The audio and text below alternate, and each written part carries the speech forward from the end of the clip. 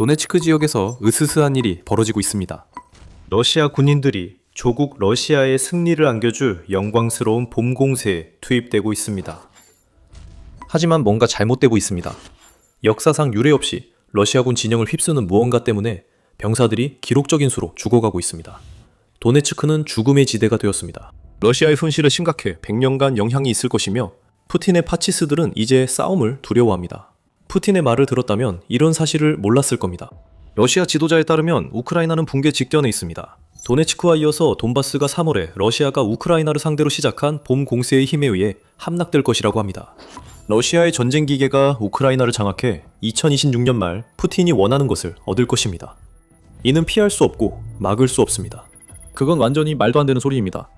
러시아는 푸틴의 허위 주장에 기반해 협상 의사를 보이지만 실제로 우크라이나에 보낸 제대로 훈련받지 못한 병사들이 무더기로 죽어가고 있습니다. 이 사실이 가장 잘 드러나는 곳이 도네츠크입니다. 러시아가 가장 원하는 이 지역의 약 4분의 1만 남아 아직 버티고 있습니다. 도네츠크를 휩쓸 것으로 예상됐던 공세는 오히려 지금까지 본 적 없는 규모로 러시아 병사들에게 죽음을 안겨주고 있습니다. 그 규모가 얼마나 클까요? 우크라이나 대통령실 부국장 파블로 팔리사에 따르면 러시아는 도네츠크에서 점령한 1제곱킬로미터마다 316명의 병력을 잃고 있다고 합니다. 이 수치만 봐도 러시아군이 도네츠크에서 왜 이렇게 심각하게 실패하는지 의문입니다. 하지만 현재 수치를 과거와 비교하면 푸틴의 상황은 훨씬 나빠집니다. 1년 전 러시아는 도네츠크 점령을 위해 많은 병력을 잃었고 당시 도네츠크의 손실은 평방 킬로미터당 160명, 우크라이나 전체 평균은 120명이었습니다.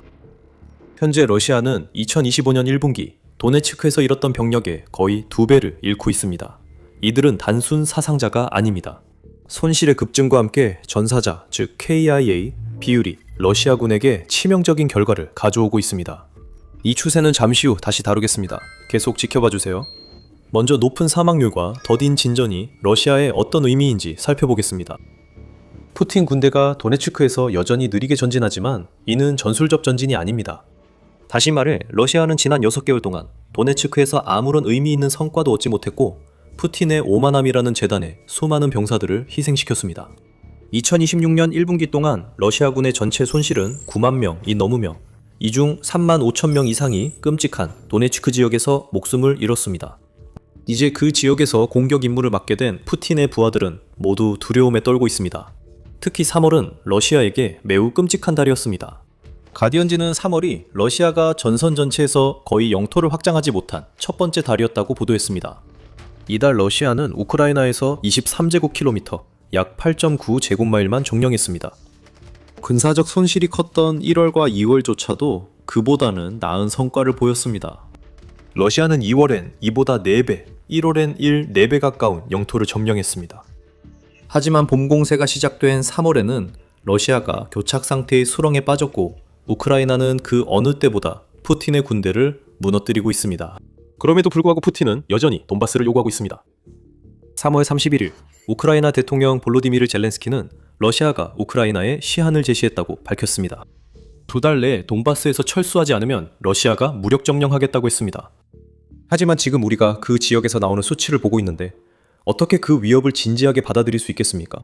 푸틴은 여전히 모든 카드를 쥔 듯 평화협상을 시도하지만 실제로 러시아는 도네츠크에서 영토를 얻기 위해 전례 없는 수준의 사망자를 내며 피를 흘리고 있습니다. 푸틴, 힘으로 돈바스를 차지해보세요.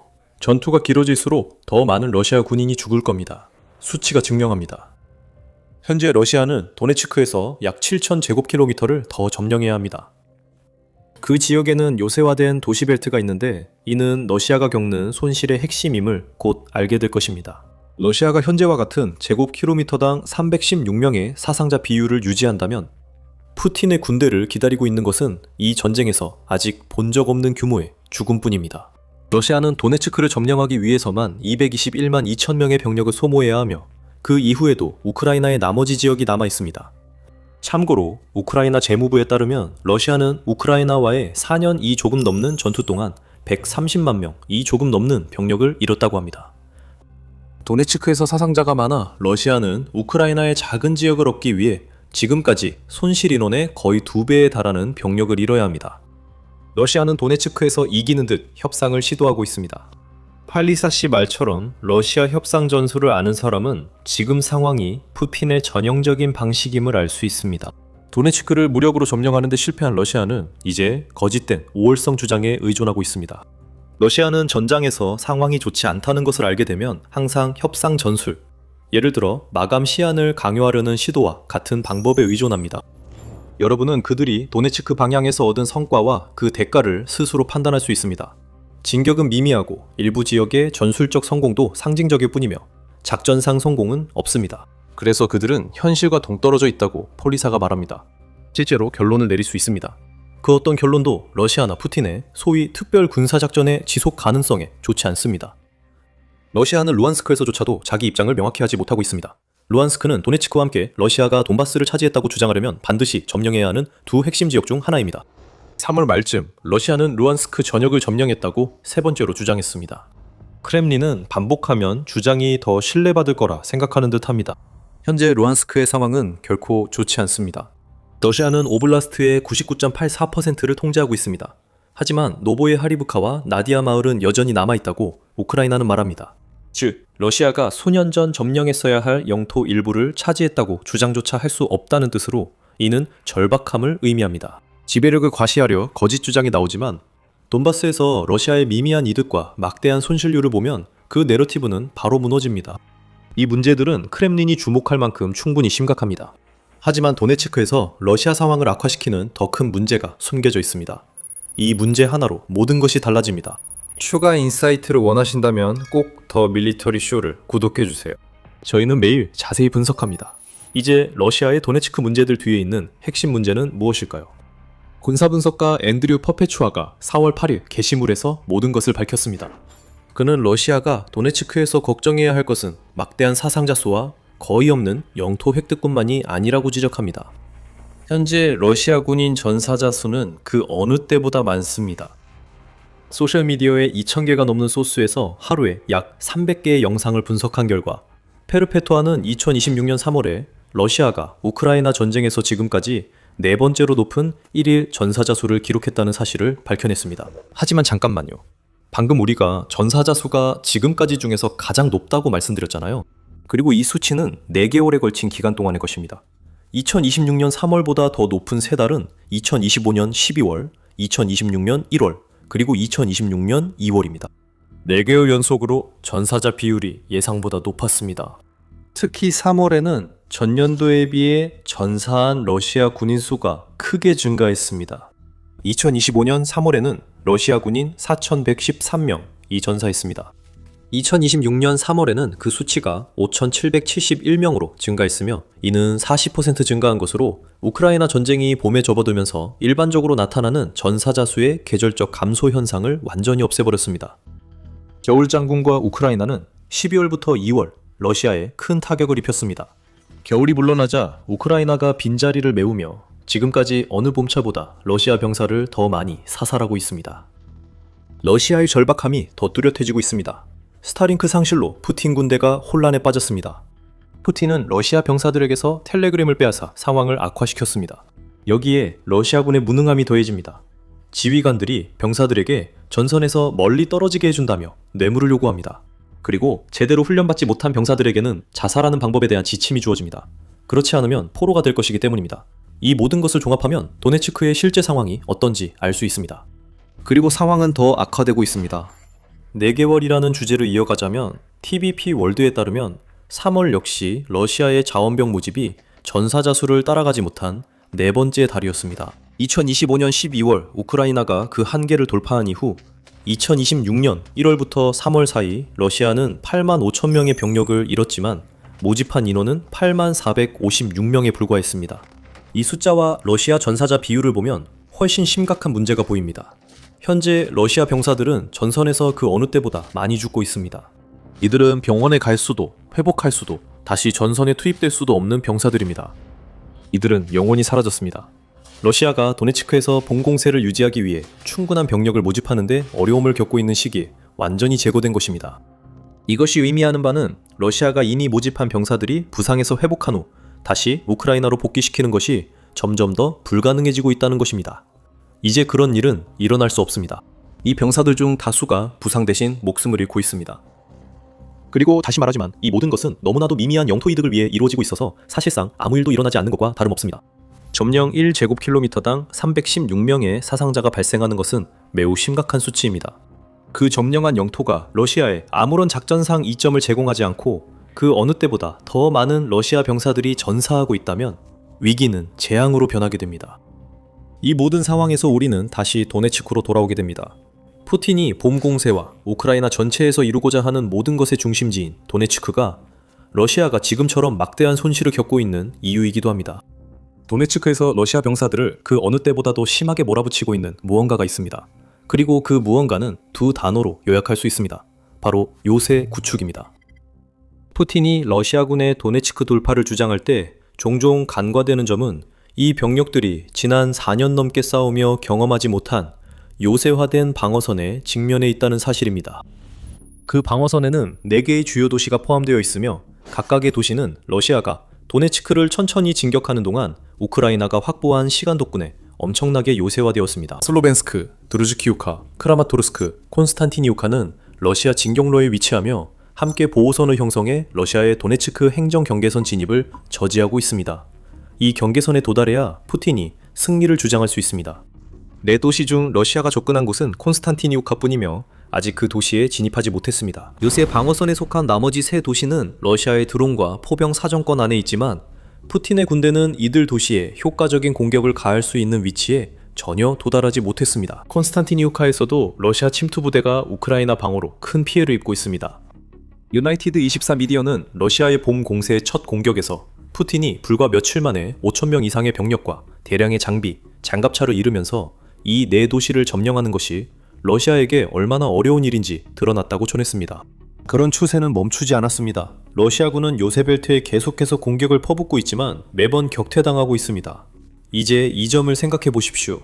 러시아와의 전쟁 내내 우크라이나는 전략적으로 가장 중요한 거점을 오랜 기간 동안 지켜내는 엄청난 능력을 보여주었습니다.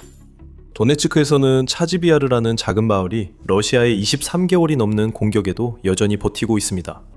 포크로스크시 역시 비슷한 기간 동안 버텼으며 유럽 정책분석센터는 포크로스크를 푸틴이 끝내 뚫지 못한 도시라고 부르기도 했습니다. 하르키우에서는 우크라이나가 러시아의 공격으로부터 쿠피안스크시를 방어했을 뿐만 아니라 그 도시의 거의 전역을 탈환하며 그 과정에서 수천 명의 러시아 경사를 제거했습니다. 러시아가 이 도시와 거점에서 진전을 이루기까지 수년과 많은 실패가 있었으며 이는 우크라이나의 강한 방어와 요새벨트 때문입니다. 앞서 언급한 도시들보다 더 큰 4도시가 모두 푸틴 군대를 무너뜨릴 준비가 되어 있습니다.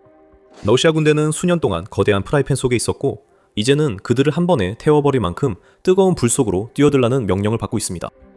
러시아에게 요새벨트는 이미 높은 사상자 수와 느린 진격, 높은 전사율에 큰 영향을 미치고 있는 죽음을 안기는 기계와 같습니다. 그리고 러시아는 요새벨트에 거의 접근하지 못했습니다. 지금 푸틴에게 상황이 아무리 나쁘더라도 도네츠크에서는 훨씬 더 나빠질 것입니다. 우크라이나는 물론 이 모든 것을 계획했습니다. 러시아군 내의 혼란은 요새벨트가 이렇게 효과적인 많은 이유 중 하나입니다. 그리고 그 혼란은 스타링크와 텔레그램 차단만이 아닙니다. 3월 전 몇 달간 우크라이나는 대규모 반격을 시작해 올렉산드리에브카와 훌리아폴라 방향으로 진격했습니다. 이 지역들은 우크라이나가 자포리자시 방어에 활용할 수 있어 중요합니다. 자포리자는 푸틴의 2026년 과제이기도 합니다. 하지만 우크라이나 진격이 도네츠크에서 러시아에 끼친 영향은 무시할 수 없습니다. 푸틴은 지난 몇 달 동안 러시아가 잃어버린 영토를 다시 탈환해야 합니다. 이를 위해서는 인력이 필요한데 그 인력은 러시아가 잃고 있는 병력을 제대로 보충하지 못하는 징집 체계에서 나오지 않고 있습니다. 그래서 푸틴은 도네츠크 공세 병력을 우크라이나 반격 방향으로 빼내고 있습니다. 이로 인해 도네츠크 공격이 약화되고 있습니다. 특히 러시아가 정예 요원을 올렉산드리에프카와 훌리아폴라로 보내고 있기 때문입니다. 러시아 최정예 병력은 도네츠크가 아닌 다른 곳에서 전사하고 도네츠크에 남은 청알바지 병력은 갈려나가고 있습니다. 여기에 드론까지 더해집니다. 우크라이나가 도네츠크를 방어하는 데 있어 중요한 역할을 하는 것은 우크라이나가 이제 중거리 드론으로 타격할 수 있는 러시아의 후방 지역 외곽에 FPV 드론이 배치된 살상 구역이 점점 늘어나고 있다는 점입니다. 드론은 러시아군에게 가장 많은 사망자를 발생시키고 있습니다. 1월, 폴리티코는 드론이 우크라이나 전쟁 최전선 사상자 4명 중 3명에 책임이 있다고 보도했습니다. 참고로 이는 러시아가 도네츠크에서 1제곱킬로미터를 점령할 때마다 잃는 316명의 병사 중 237명이 드론에 의해 사망하고 있다는 의미입니다. 또한 1월 기준으로 우크라이나가 전장에서 가하는 타격의 약 80%가 드론에 의해 수행되고 있습니다. 이제는 하늘과 지상, 바다에까지 등장한 금속 괴물들이 러시아군을 파괴하고 있습니다. 드론들이 요새지대를 쉬지 않고 순찰하고 있습니다. 항상 하늘의 눈들이 러시아군의 침투와 전진을 감시하고 있습니다. 병사나 장비가 포착되는 즉시 FPV 드론이 급강화하고 이 모든 일은 중거리 드론이 러시아 후방의 지휘소, 드론 조종센터, 탄약고를 타격하며 혼란을 일으키는 가운데 일어납니다. 러시아는 도네츠크에서 쉴 틈이 없습니다. 그리고 지금 우리가 보고 있는 것은 푸틴이 침공을 시작한 이후로 계속 퍼뜨리려 했던 신화가 산산이 깨지고 있다는 사실입니다. 그 신화는 침공 전부터 있었습니다. 러시아가 며칠 만에 우크라이나를 무너뜨릴 거란 믿음이었지만 그 신화는 곧 허구임이 드러났습니다. 이후 모든 신화도 우크라이나 방어 앞에 무너졌습니다. 최근의 신화는 도네츠크가 곧 함락될 것이라는 것이며 러시아는 우크라이나가 5월 말까지 돈바스에서 병력을 철수할 것을 요구할 만큼 자신감이 차 있습니다. 이 영상에서 우리가 다룬 모든 내용이 왜 그 신화가 드러나게 되었는지를 보여줍니다. 러시아의 도네츠크 승리는 결코 불가피하지 않습니다. 푸틴은 그 어느 때보다 더 많은 병력을 잃고 있으며 그 손실은 아주 적은 영토를 얻기 위해 치르고 있습니다. 동원령의 망령이 러시아를 짓누르고 있습니다. 푸틴은 동원령을 원치 않습니다. 푸틴은 동원령이 큰 반발을 일으킬 걸 잘 압니다. 러시아 국민들은 쉽게 끝날 줄 알았던 전쟁이 4년 넘게 이어지고 싸우고 싶어 하지 않는 예비군까지 소집돼야 하는 상황에 의문을 가질 것입니다. 탈리사도 러시아가 한동안 비밀리에 병력을 동원해왔다고 말합니다. 하지만 정식 동원을 하려면 러시아에는 그 아이디어를 실현시킬 수 있는 단 한 가지가 부족합니다. 탈리사는 사회를 하나로 묶고 행동을 정당화할 아이디어가 가장 중요하다고 봅니다. 러시아에는 그런 아이디어가 없다고 합니다. 통합이 없습니다. 그저 미치광이가 죽기 전에 자기 유산을 굳히려는 욕망 때문에 자신들이 생각했던 것보다 더 많은 것을 잃고 있는 사람들만 있을 뿐입니다. 도네츠크는 블라디미르 푸틴의 큰 골칫거리가 됐습니다. 그가 변화를 주지 않으면 지역 점령 실패는 푸틴 사후에도 그의 유산으로 남고 러시아는 이미 많은 것을 잃은 전쟁의 후유증을 감당해야 할 것입니다. 이번 봄 공세는 우크라이나가 아니라 러시아에게 종말의 종소리가 될 수도 있습니다. 방금 몇 가지 이유를 보셨지만 공세 첫 달에 숨겨진 수치가 더 많은 것을 말해줍니다. 영토 확보가 무너지면서 손실이 가속화되고 전쟁은 전환점이 다가오면서 위험한 새로운 국면에 접어들고 있습니다. 영상을 확인해 더 많은 정보를 알아보세요. 이 영상이 재미있었다면 더 미리테리 쇼 구독하시고 우크라이나에서 나온 가장 충격적인 통계에 대한 추가 분석도 확인해보세요. 시청해주셔서 감사합니다.